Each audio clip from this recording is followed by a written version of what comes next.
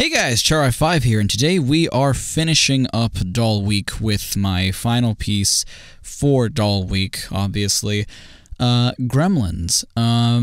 So this is kind of technically cheating, in the sense that my sister and I had ideas for Doll Week, because we wanted to do Chucky, we wanted to do Tiffany, we wanted to do Glenn, but we wanted to do them separately, so we figured why not just make a Doll Week? You know, we could fit Annabelle in there, we could fit Jigsaw in there, hell, we could even throw in Billy from Dead Silence, and when it came to the last slot, we had no idea what to do, and in retrospect, I think we should have done Robert, one of the killer dolls from, Real Life Legend, who, you know, they're going to make a movie out of it, and then everyone's going to know the legend, and is going to become famous, and people are going to know more from the movie than by the actual legend. But I guess because I couldn't think of anything, I suggested, well, why don't we do Gremlins?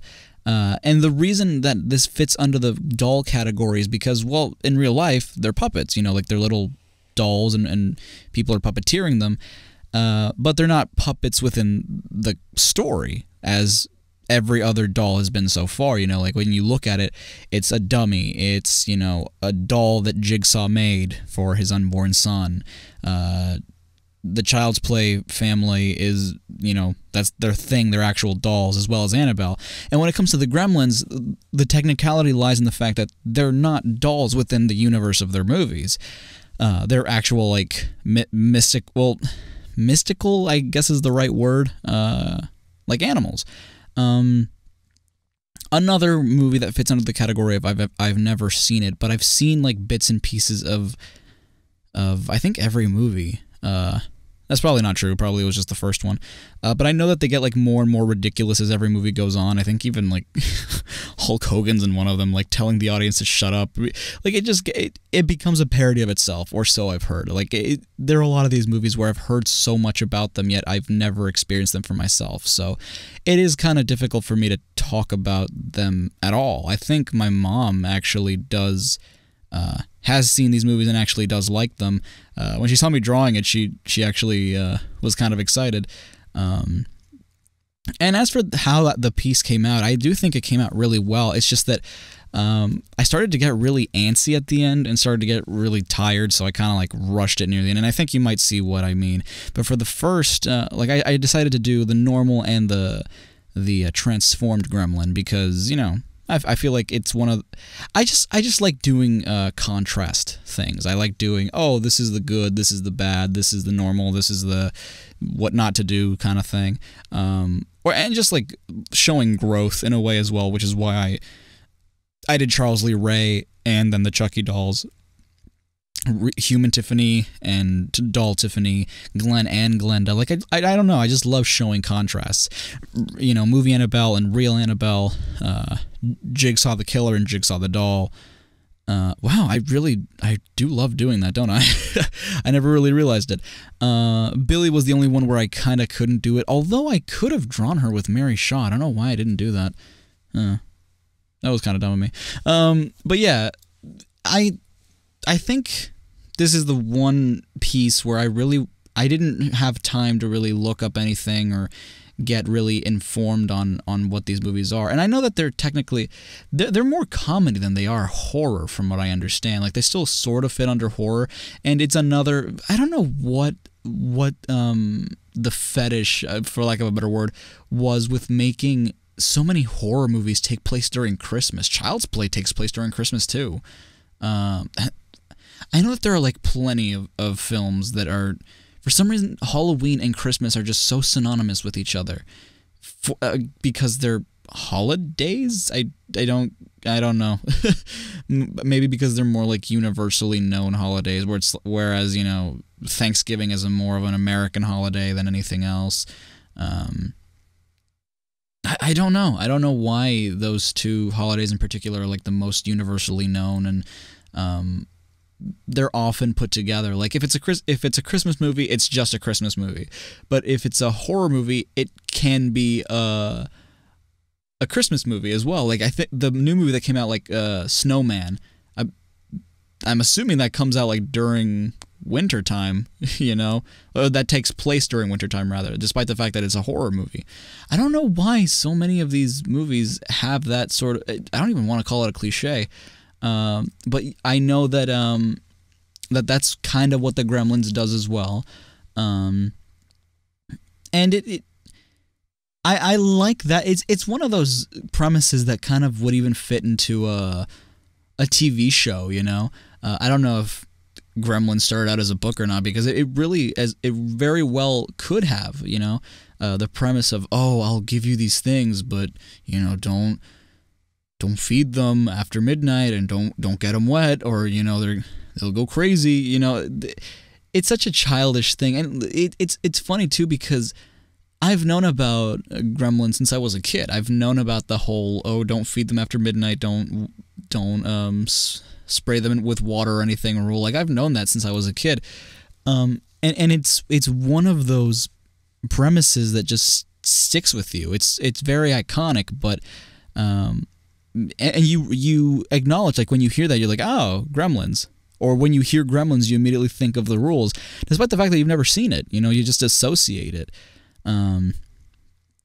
But yeah, like, other than that, I'm at a complete loss when it comes to this movie, and I have really just nothing to say about it, other than I think the designs are kind of, they have this cuteness that also, even like the normal one is like cute but ugly, it's really weird.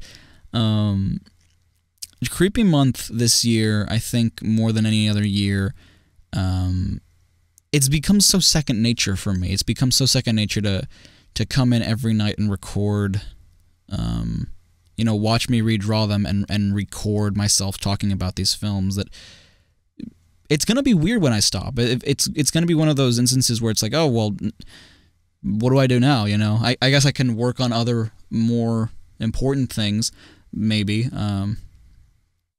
And if you're watching this, and if you've been watching Creepy Month, I don't know if I've thanked you guys before in another video or not. I know that I did it on Twitter, but I do genuinely thank you, because, art is a huge part of my life.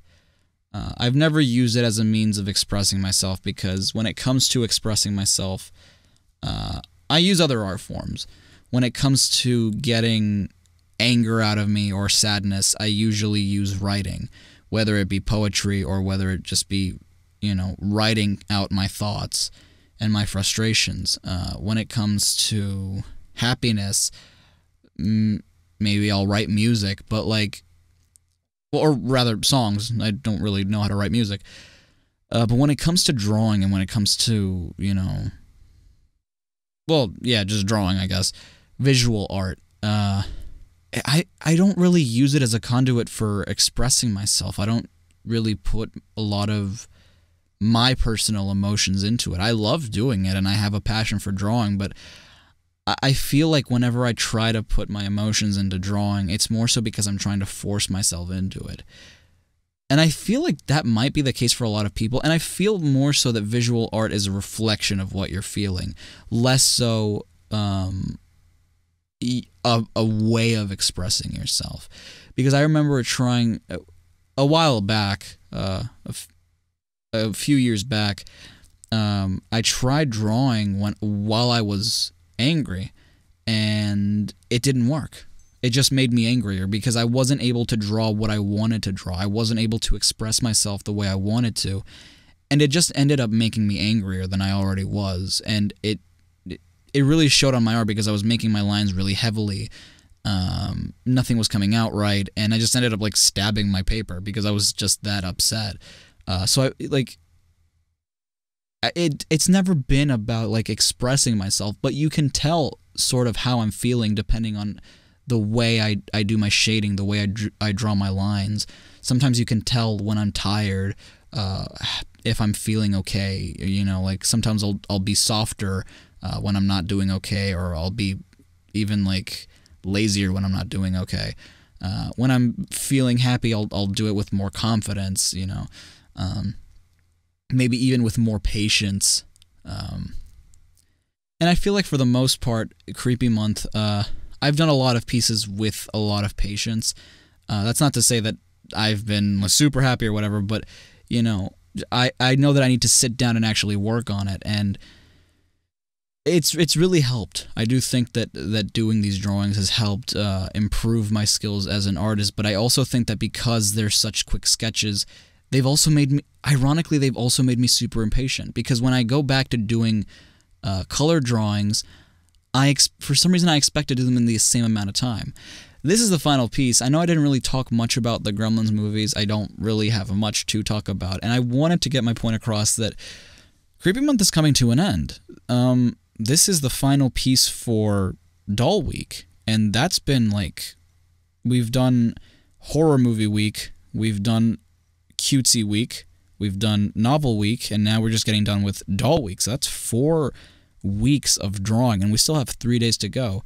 And in those 3 days, I figured, because my sister and I didn't really know what else to draw, like what else do we have, I figured, well, we started with movie monsters that have become classics, you know, movie monsters that you hear their name or you see their face and you immediately recognize who they are and where they're from.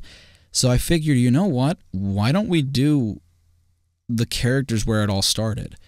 You know, the movie monsters that we perceive as true classics, the ones that we know came first, the ones that need no introduction. You hear their name, you can see their face in your mind.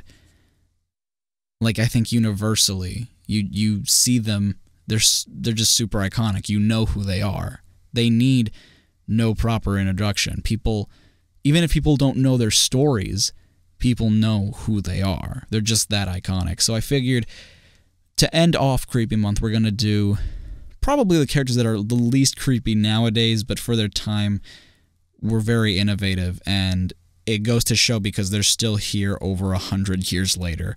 So please join me for the last few days of Creepy Month, and thank you so much for sticking with me on this incredible journey. It's been super exhausting for me, but it's also been very insightful as to the history of a lot of films, a lot of novels, a lot of stories, as well as, you know, learning what it is I do right, what it is I do wrong with my art. I remember when I started out with the Freddy Krueger piece, I looked at it, I was like, wow, this is amazing, this is great. I look back on it now, and I knew this was going to happen. And I still know that I'm going to look back on a lot of those pieces and be like, wow, this actually is not that good. And yet I remember loving it a lot. Again, I look at that Freddy Krueger drawing, I thought it was probably one of the best things I've ever done, especially without having practiced a lot beforehand. And now I look at it, it's like, wow, I can do so much better now. And it's just because I've been practicing so much. And I think that if you want to get better at it, there's no better place than to just practice and practice and practice, like just a little bit every day, especially if it's something that you're passionate about and doesn't tire you out. You'll develop those skills. You won't even need to learn what it is you're doing right or wrong. You'll just know.